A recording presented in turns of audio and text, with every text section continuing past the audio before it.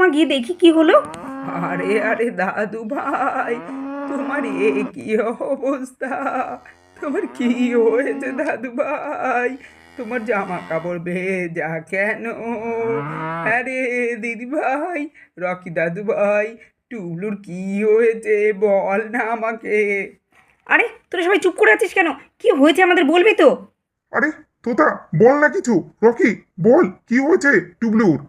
আসলে মা, ঠাম্মি আর বাবা, জানো তো হঠাৎ আমরা ঘুমাচ্ছিলাম, হঠাৎ করে রকি নাকি উঠে দেখেছে টুবলু নাকি বিছানায় নেই। আর রকি নাকি শুনে তারপরে রকি আমাকে ডেকে তুললো। তারপরে এসে দেখি টুবলু কুয়োর মধ্যে পড়ে গেছে।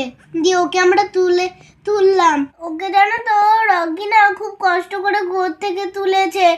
রকি না থাকলে যে আজকে কি সর্বনাশটাই না হয়ে যেত আমার ভাই। কি সর্বনাশ!